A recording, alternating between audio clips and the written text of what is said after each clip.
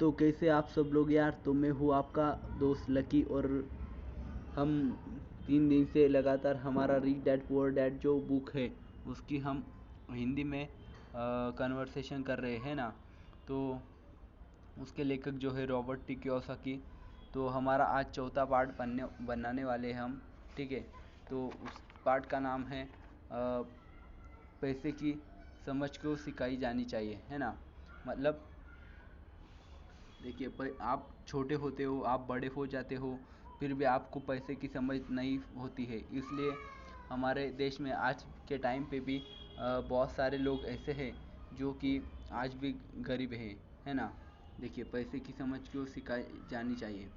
तो अगर पैसे की समझ ही नहीं होंगी आपको, तो आपको समझ नहीं आएगा कि आप गरीब क्यों है और आप अमीर क्यों नहीं हो रहे, है ना। तो देखिए, की समझ इसलिए सिखाई जानी चाहिए और आपको भी इसलिए सीखनी चाहिए ताकि आपको पता चले कि आप सही कर रहे हैं या गलत कर रहे हैं। मतलब आपके पास जो पैसा आता है उसे आपको कहाँ खर्च करना है कहाँ नहीं, वो आपको समझ आता है। ठीक है। लेकिन अगर आपको समझ में ही नहीं, आपको पता ही नहीं आपको पैसा जो आ रहा है वो आप कहाँ लगा रहे हैं, आपके समझ में नहीं आ रहा कि आप अच्छे जगह लगा रहे हैं या गलत जगह लगा रहे हैं, तो आप अमीर नहीं बन सकते, है ना। क्योंकि आज के टाइम पे पैसा तो हर कोई कमाता है।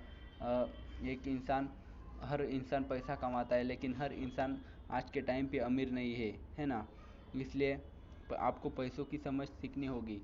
देखिए, तो बहुत से लोग होते हैं जिनके पास पैसा आता है।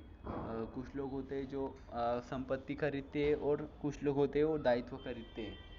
आपको शायद इन संपत्ति और दायित्व दो शब्दों का अर्थ समझ में ना आए, मतलब समझ में ना आए, तो आप डिक्शनरी में या कहीं पे ढूंढ सकते हो। संपत्ति मतलब वो होता है जिससे आपको पैसा आता है ना। दायित्व मतलब वो होता है जिससे आपकी जेब खाली होती है। देखिए, अगर आपका घर है तो आप इसे क्या कहोगे? आप इसे संपत्ति कहोगे, है ना। बट ऐसा नहीं होता। अगर आपका घर जो है वो एक दायित्व होता है, क्योंकि उससे आपको पैसे नहीं आ रहे, है ना। इसलिए इस ऐसा। और आपकी गाड़ी जो है वो क्या है? वो भी कहोगे आपकी संपत्ति है, लेकिन वो भी संपत्ति नहीं है, वो भी एक दायित्व है। ठीक है। तो आपको यह डिफरेंस जो है समझना चाहिए। लेकिन उसके बजाय आप कहीं म्यूचुअल फंड्स या कोई घर ले रहे और उसे रेंट पर दे रहे, तो वो आपके लिए एक संपत्ति है ना। क्योंकि उससे आपको पैसा मिल रहा है, तो उसे कहते हैं संपत्ति। और जिस चीज़ से हमें पैसा नहीं मिलता, घर गाड़ी और भी बहुत सारी चीज़ें, तो उसे हम बोलते हैं कि ये दायित्व है। तो यही समझ आपको सीखनी चाहिए कि संपत्ति और दायित्व के बीच में क्या फ़र्क होता है ना।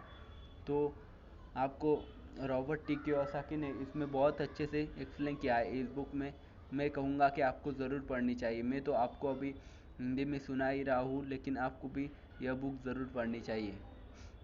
ठीक है। तो देखिए, रॉबर्ट टी कियोसाकी ने बहुत अच्छे से समझाया कि संपत्ति और दायित्व का खर्च। जो लोग संपत्ति में इन्वेस्ट करते हैं वो ज़्यादा अमीर होते जाते हैं, और जो लोग दायित्व में इन्वेस्ट करते हैं वो लोग हमेशा गरीब या मध्यम वर्गीय रहते हैं, है ना। क्योंकि आज के टाइम पे अमीर लोग क्यों नहीं अमीर है? क्योंकि वो संपत्ति पे खर्च करते हैं।